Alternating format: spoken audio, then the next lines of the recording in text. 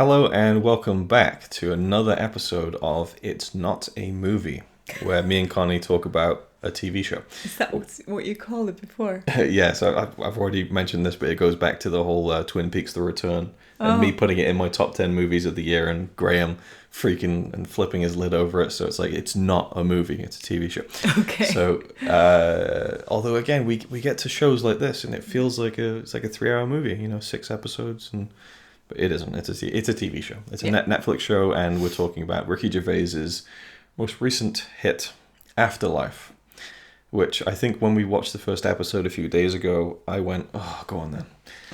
People are talking about it. It's been getting good reviews, and I'm so sour on Ricky Gervais. I feel like in the past 10 years or so, he's just really become this version of himself that I think he was kind of talking against in the end of Extras.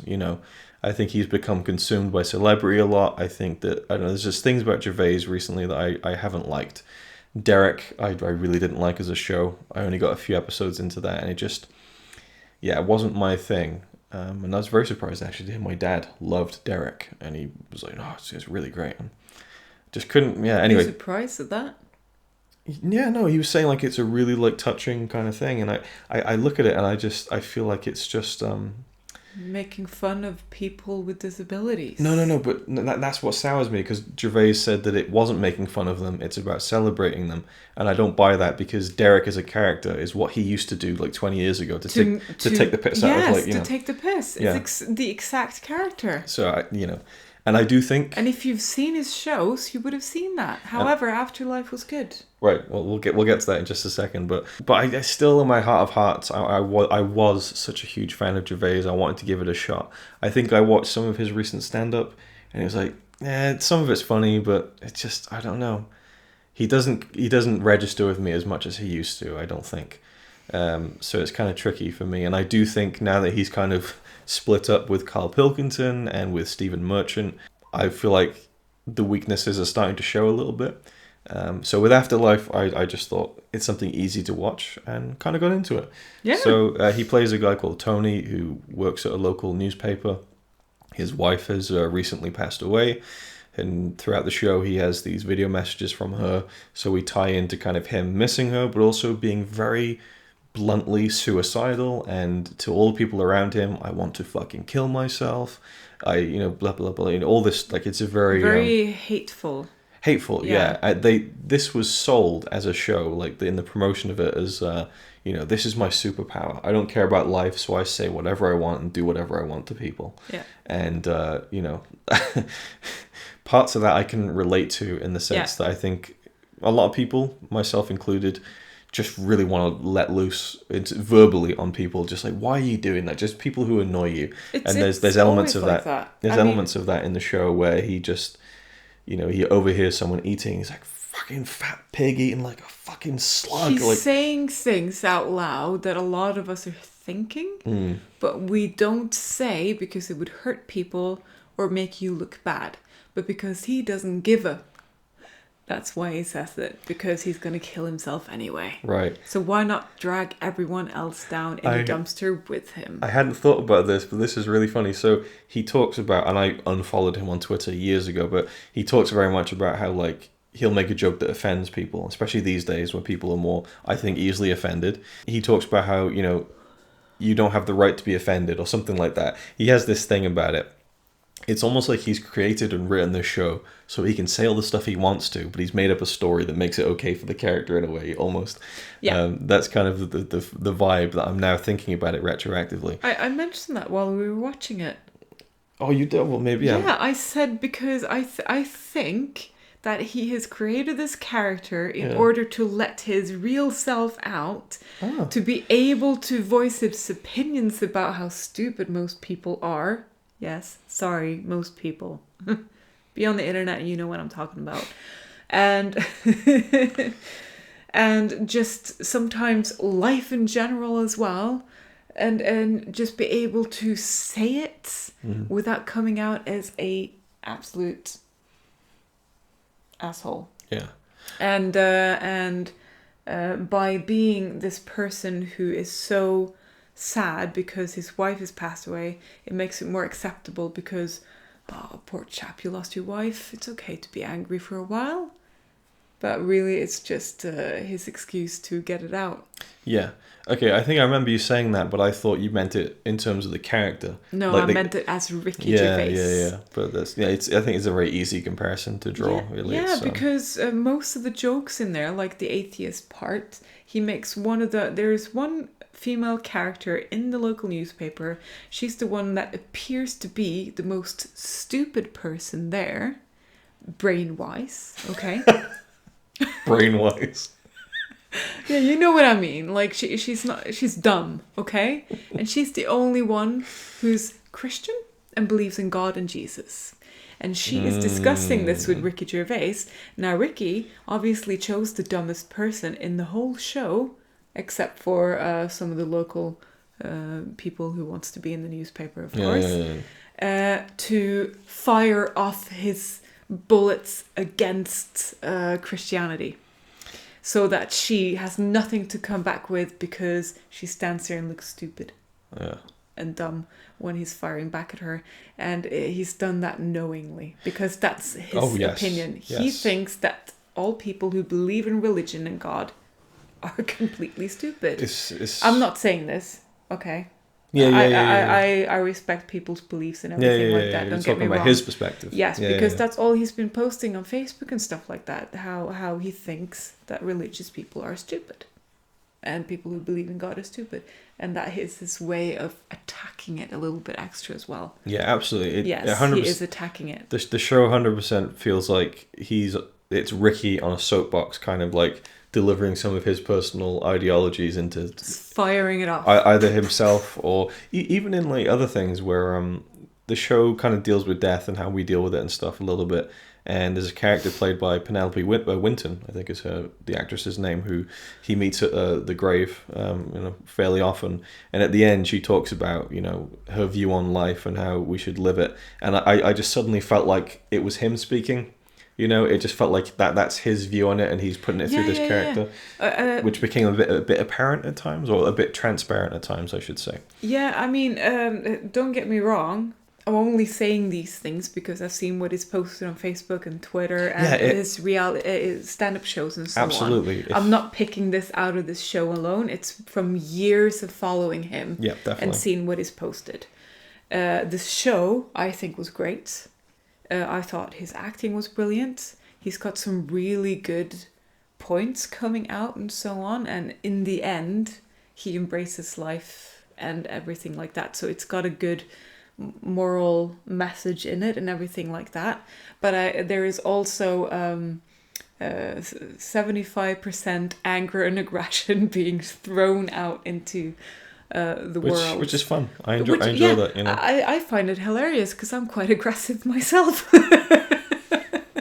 Okay, I do share a lot of his opinions. It's just that I know better than to actually voice them, because people would get mad or offended or sad.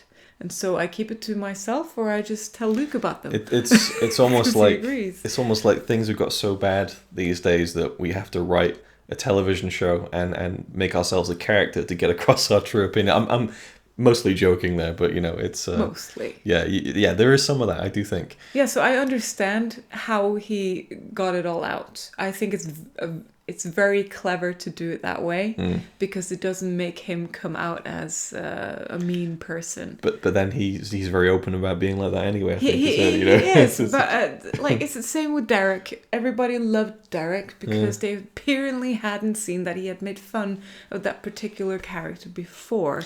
He then says that it's a celebration of that kind of character when he's deliberately made fun of. So to me, Derek is wrong. The TV show. I haven't seen enough of it to truly judge that. I don't care. I've seen the beginning, and it's making fun of, in my opinion. So I didn't want to finish it. This show, however, I thought was good because I understand it. Yeah. I would be miserable too if I lost you. Mm-hmm. I can be a pain to be around now. Okay, but I would definitely not be any fun to be around if he went and gone or whatever. So, not or whatever. Don't get offended now. Okay, so that's just sometimes I wish I could be a little bit more like Ricky Gervais. I wish I could maybe not give a... Can I say the F word? Yes. I'm not allowed to swear in work, so I don't know when I can use it or not now. I opened the video quoting "fucking fat pig eating like a fucking slug." So okay, well there you go. So I wish that I could not give a fuck sometimes, but I just do. Because I care too much about other people's opinions about me. Yeah. So in a way, I think my anger towards what Ricky does on social media is partially because I can't do it. Maybe.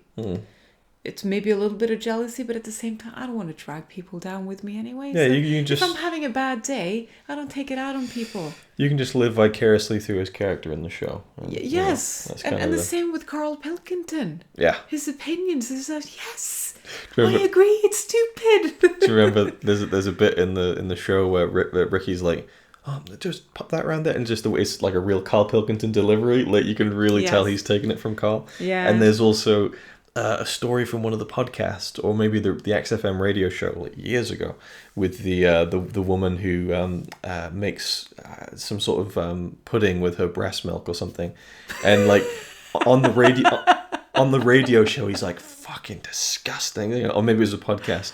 So you see these stories like lifted and he places them in the show and stuff. I couldn't even watch that scene. I actually yelled at the TV, stop it! Yeah, the retching. He's gagging. The gagging and retching, yeah. I can't handle it. I can't handle, like, if I hear people gagging and stuff like that, I feel physically... Ugh, it's horrible. I like that there was some moral ambiguity to the show. Spoilers, there's a drug dealer character who Ricky eventually enables to kill himself, and it's very much on the level with that, which, it's not as clean cut or as easy as it could have been. But at the same time, I do think the show is a little bit on the nose at times, a little simple. Not in a bad way, because I think that it is a really well done show for the most part. But I do feel like Stephen Merchant is kind of the missing ingredient. He should have been the psychiatrist. No, for a second I thought he was. No, I don't mean in that sense, but I think that Ricky's best stuff is with Stephen Merchant. I think Ricky has a good sensibility and humor, but I feel like Stephen Merchant is better at crafting stories that are just... They pull back more than Ricky gives away, I feel like. I don't know. You look at The Office, like there's just so many great moments in The Office. He balances it out. The balance, yes. You need the balance. There's just certain moments, like there's a prostitute in the show who Tony becomes friends with, and at the end she says to him something to the effect of, oh, you wouldn't be seen with someone like me, would you? He's like, what, a prostitute? And he's like, no, you're a good person. And it's nice. It's a nice sentiment, but it's delivered a little bit kind of, I don't know, simply for me. I don't know. There's just a little... I feel like he has a penchant for sentimentality that comes across a bit obviously. I'm not even speaking properly, but you get what I'm saying, I think. I know. I just don't know how to word it. On the nose is all I can think. It's just, it's like, oh yeah, not predictable. Well, it is predictable, but it's not quite as classy as it could be, I think, because there's a lot of really good elements in the show. The acting's really good. Yeah. He does a good job at the sad bits and stuff. Yeah, I was very surprised at his acting, actually, and I did say somewhere around the middle of the whole thing that he's actually pretty good. Yeah, I've always seen that he has potential there, and so he was really good. This really brought it out of him. To the point where I almost believe that he had experienced something similar before, or at least he must have seen someone experiencing it, that kind of grief. Because the grief that he shows, like when he's not angry, but he's just depressed, his sadness comes out really well, because he's holding back. That's what I like when people in movies and when they're acting sad, but they're holding back the tears. That to me is the best kind of sad acting, I think. It's not when they're like stuff like that. Yeah. It's when they're standing there trying to compose themselves, but you still see not just tears forming, but their eyes turning red. Yeah, because that's what happens when you try to hold back tears. It actually hurts your eyes. So when that happens, I think that's good acting to me when it comes to crying and so on. Yeah, he tends to go to that a lot. You know, I think in both series of The Office, he has that moment with the little almost crying. Ghost Town, he did it. The Extras, he did it. And I knew it was coming, and he did it a few times. But I think he did portray it really well, and it sometimes is tricky because he's become such a. Is it tricky with Ricky? It's tricky with Ricky, but sometimes. Sorry, it was there. It was awful. You went for it. I don't blame you. I just did the same thing in a video we just recorded, so we've evened each other out on the bad joke scale. It's difficult to see him as a character, I think, than just Ricky Gervais, because he doesn't really make an effort in terms of, he just wears what he wears, black t-shirt, it's all that kind of stuff, and he's saying all the things that he has real opinions on, so it becomes the lines are blurred a little bit. It is Ricky in the movie, yeah. Yeah, in the show. It's not Tony. It's not a movie, it's a series. Whatever. Yeah. So, when I say Tony, I just, no, it's Ricky, so you just kind of, I almost feel like he should just call himself Ricky in a sense, but I get it. You want to build a story and stuff, and there will be a second series, which is interesting to me because I feel like it ended where it needed to end. I thought, yeah, that's kind of an arc. I will say, I feel like him coming around. It's only going to be 2 though with him, isn't it? Probably. He knows when to end it, which I respect. He keeps things short. Sure. He wouldn't do this for 5 or 6 seasons. It's 2, maybe a special. That's an interesting thing because I know that he's really lazy, and he self-admits that. There's little bits in the show where it seems like he's flubbing a little bit, like he's like, and he'll just continue. But I like how natural that is. And I feel like in reality, it's probably him just being lazy and going, yeah, okay, we got that take, whatever. I fumbled a little bit. But it works as like a nice natural kind of thing. I like when people fumble. Do you remember the bit where I don't even know her name, the stupid one in the newspaper office? Yeah. She's like, there's a comedy show on Saturday. There will be a woman on, and they're like, yeah, and she's like, I just checking if you're alright, something like that, and then it just stops. It's like my favorite part in the whole thing because you're just like, what? Yeah. At the TV screen, because. You kind of like, did I miss something? And then they just stood there in silence and they're like, okay, anyway, so just I forget. It does feel like they did something wrong, like she forgot her line. But it's just so brilliant. It's fun. I want to see that again now. It reminded me a bit of the pilot episode of Twin Peaks when Cooper is in the morgue with the body of Laura Palmer. The lights. Spoilers. No, not the lights. It's when the guy who works in the morgue, he's like standing there. And Cooper says, "Can you just leave us alone for a minute?" And the guy goes, "Oh, it's Dave." Like I don't know what his name is, but he just tells him his name. And Cooper's like, "Could you just leave?" "Oh yeah, sure." And that was the actor forgetting his line, but they kept it in. So it's kind of like asking someone a question. They're like, "Oh, my name's," it's kind of that kind of. Was it his real name or his character's name? I'm not sure actually. I don't think it matters when you're an extra, really. Well, not an extra, but But I guess still, maybe that was just this way. I gotta get another line in. I don't know, maybe yeah. Anyway, so that was one thing I really liked about the show. So last thing I wanted to add was I do feel like his transition from being completely like fuck everything to, life is worth living. It felt a little bit quick to me. I was confused when all of a sudden he just changed gears. I was like, when did that happen? I wouldn't say it's all of a sudden, but it is. I felt it was sudden. Well, it's not like the finger snaps and he's suddenly like it, but it does feel very quick, and it doesn't feel like there's one thing that kind of. I don't know. It's. I don't remember wwhere the transition happened. Exactly. Yeah. So there is that to it.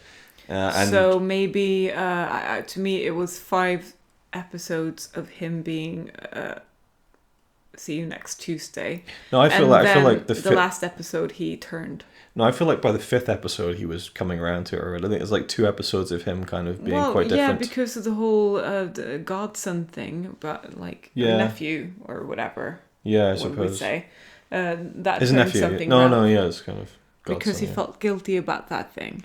But then, no, all of a sudden, he wants to do good and stuff. Yeah. That felt rushed to me. Maybe him wanting to live after all is okay. but like just wanting to be a good guy all of a sudden and doing good deeds, that felt rushed. Like that should have happened gradually. Yeah. Or maybe the next season. Yeah, exactly. Like, where's the next season gonna go? Yeah, that's what I think. Who's gonna die next? Like, that's what he did confirm. The dog won't die. And one other thing, and it feels like I'm just trashing the show. I'm not. I really enjoyed it. It felt like every character was there to kind of give him this like pearl of wisdom. Like even the assistant who starts working at the newspaper, she just stops him and says, "You're a really good guy, you know that?" And like You're breaking my heart. Yeah, like it just. I just felt like, oh, you're just like sending roses to yourself there. Yeah, exactly. Yeah. That's a really great way to put it. Yeah. So there was a little bit of that, I think. Even in the character of the woman at the graveyard was a little bit on the nose, but she gave a really good performance. I really liked her acting. She was just really sincere and natural, and I think one of the best actually performances in the show. But overall, I really didn't she say something like when she was telling him, "You're a good guy, you're this and that," and then he goes, "And sexy." Well, don't want to be too obvious or something. Maybe she actually said that, like, we want to make it seem like it was you writing these things to yourself. You know what I mean? Yeah. I have read there's a bit of criticism that where it seems like he's trying to make himself look like superior and stuff. I can get that. But overall, it was a really good show. You know, not amazing, not fantastic, I want to watch but second season. Yeah, I'd be up for it. And it's a format that's really easy. 6 episodes, 30 minutes. It's really easy to watch. I did enjoy the way that, and we'll leave this on this because we're going on a bit longer than I thought we would. I did enjoy the aspects of his wife, the videos and stuff, and kind of painting their relationship a little bit through those videos was really well done. But I couldn't help but compare it to a recent show that I saw, which dealt with that a lot better in terms of remembering kind of memories of a lost one, and the way that when I see it done really well. To see it done like this is almost a little bit like, it's not as good, which is, you shouldn't really judge it like that, I don't think. But I did like the way that he did it with the videos and stuff. I did mention to you, I didn't like how his wife's kind of video message to him when she was in her bed dying was like shot with a professional camera, like the focus and everything, and it just looks like it looks the same quality as the rest of the show.